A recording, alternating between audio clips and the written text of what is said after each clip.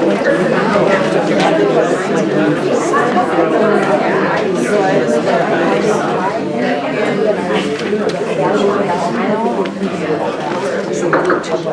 meeting with Shorewood Village Board Trustees order at 7:44. All trustees are present. This meeting is properly noticed. First item on the agenda is consent agenda. Is there a motion to approve the consent agenda? So moved. Second. Any discussion? Yes. I'm just going to be abstaining from approval of item 4C. Okay, because you're on the list there. Sure. All right. So with that, There's one other correction in the, and I don't have the page, where it talks about the presentation from the Citizen Drive Community Task Force, is applying presented. Oh, I'm sorry, okay, sorry. Hold that thought. that's a never mind. All right. All in favor of the motion as stated, say aye. Aye. Opposed? Passes. Takes us to item 6. Is there a motion to approve the village board minutes of January 17th? So moved. Second. Discussion? Yes. In the section where we're summarizing the presentation of Citizen Drive Community Task Force, Teresa Klein is mentioned as the person who gave the presentation. Her last name is misspelled. Yeah. Also on that item, is Kelly's here, so C-A-L-L-I, right? Not Kelly. I think Adrian Howell's last name. I just called. H-O-E-C-K.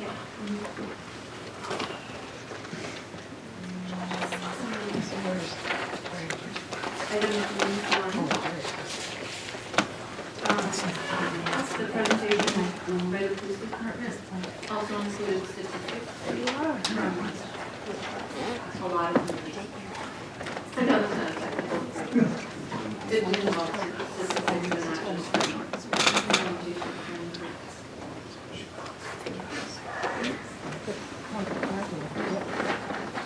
Any other? Changes as noted. All in favor of approving the village board minutes of January 17th, say aye. Aye. Opposed?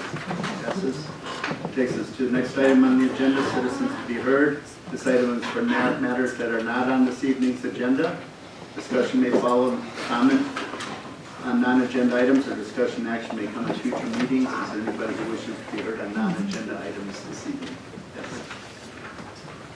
Hi, Jerry Dietrich, 4416 North Ardmore.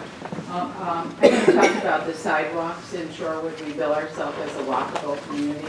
I apologize for coming on tonight. It looks like you have a full agenda from the audience, and I'm sure more important things than what I'm going to talk about. But I'm here to ask the board to look into grinding off of sidewalks. Now, any sidewalk that is 3/4 of an inch or greater offset to be ground off rather than replace the whole block. Whitefish Bay does this. If there's a 3/4 of an inch offset or greater in the sidewalk, they call it the safe step. They have their own equipment because they found that this is a good program. It's convenient and they can do it at any time. There's no cost to the homeowners, quote, quote. It comes underneath their streets and sidewalks and their general fund. They divide their village into 5 sections and they do it every 5 years. I believe this would be a good program Shorewood should look into. We could have more sidewalks made safe without the total inconvenience and disruption of a complete removal and new walks installed. It becomes an unsightly and disruptive area when the village does sidewalk replacement, not to mention the walks are done every 10 years. So an uneven sidewalk could potentially be out there for 9 to 10 years. Also, the cost would be much less than a total replacement, and many areas could be covered as they rise. Excuse the pun. 5 or 6 years ago, the city of Milwaukee hosted the Disabled Veterans Games, and the city of Milwaukee ground off or shaved off many areas of sidewalks in the downtown area where the games were taking place at the arena and different facilities, because there would be many veterans in wheelchairs. The city of Milwaukee got grants, and I believe that there's probably maybe some grant money out there or matching money that might be available for us, something to look into. I also talked to Leanne at the DPW about this, and she said she would revisit it. Evidently, they looked at it a couple of years ago. So I hope that the board will encourage her to do so and highly consider it. Leanne and I also talked about replacement costs of Whitefish Bay, or sidewalks. I talked to Whitefish Bay and got their costs, and theirs were much less than what ours were. And when I asked Leanne about that, she said, well, one reason was because we did not get our bid request in as early as Whitefish Bay. And I think this is something that should be done in a more timely manner to save us money. I highly encourage you to look into this. I feel that we've spent way too much money on the Metromart. We've given way too much money to Collectivo for facade. I think that our infrastructure, sidewalks are more important. Thank you.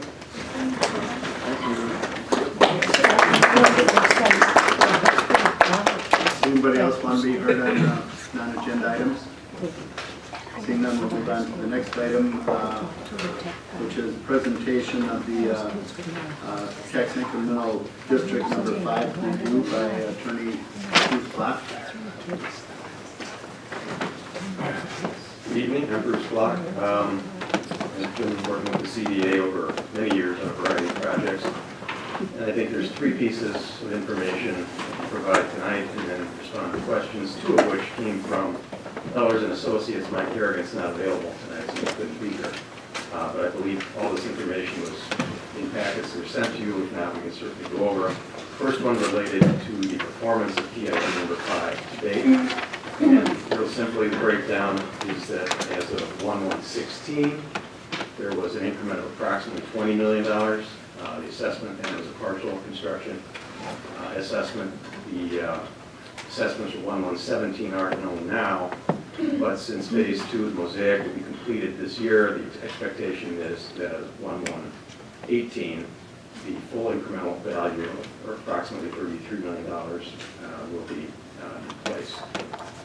The performance right now is contemplated that the TID will be paid off in 2025, which is approximately a 10-year pay down.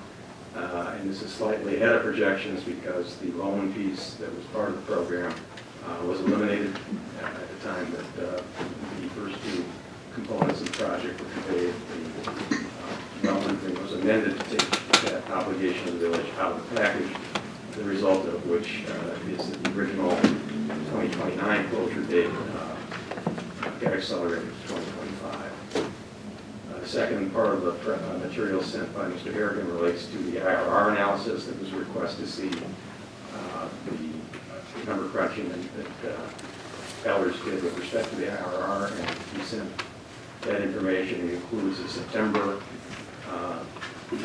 2014 projection based on information known at that time, which was a lower budget and some lower rents, then updated based on the information that was known in December of 2014. And all that information, the formula is shown, demonstrates that at each point during the analysis, the IRR was projected to be below 20%, which was the threshold that was set for the development agreement.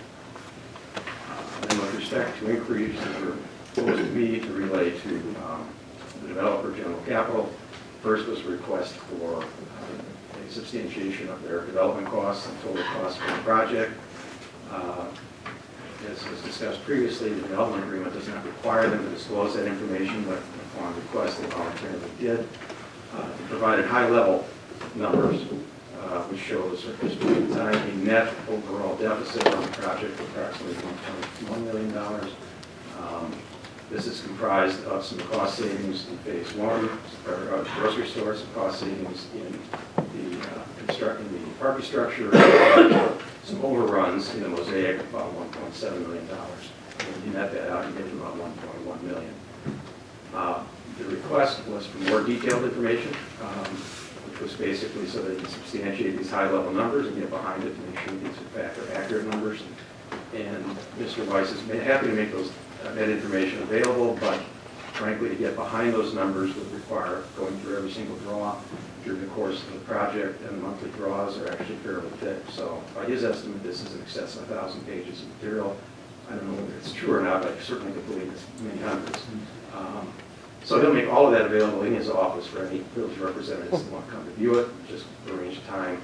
You can go through that, and then that should provide a basis to prove out whether the high-level numbers he's providing are in fact accurate.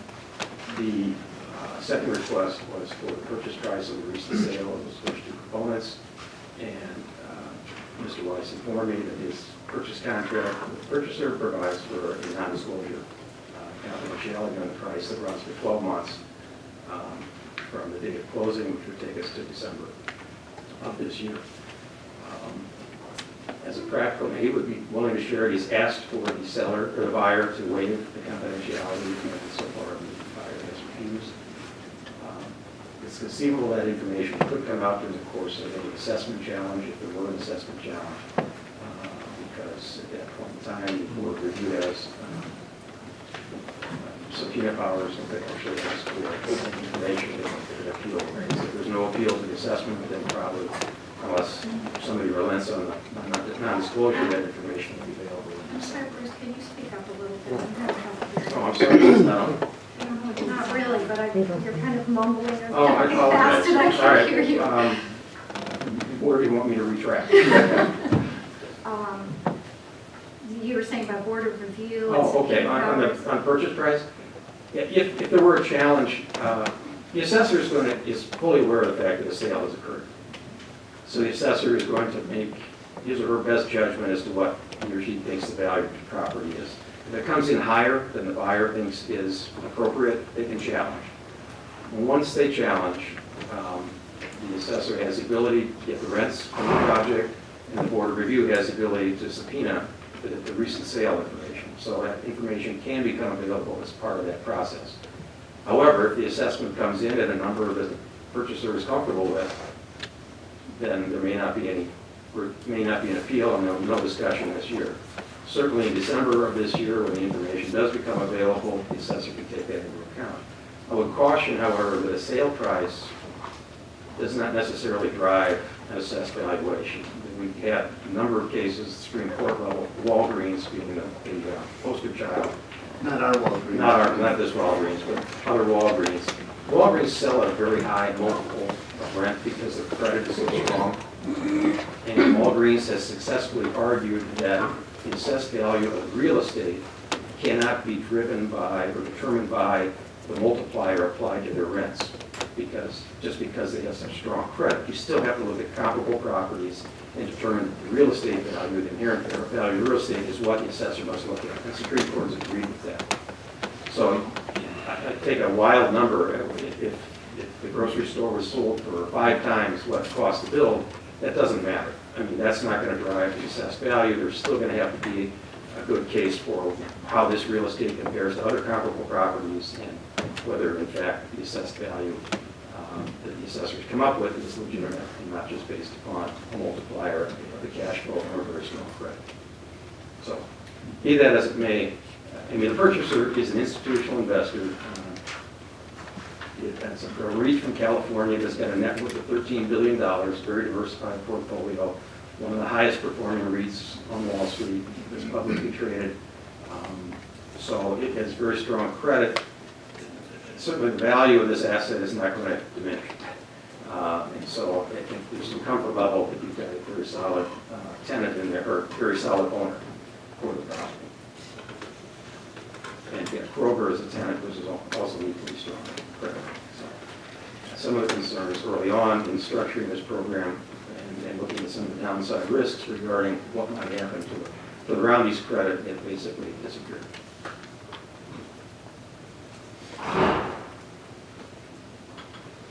Anybody on the board have questions for Mr. Black?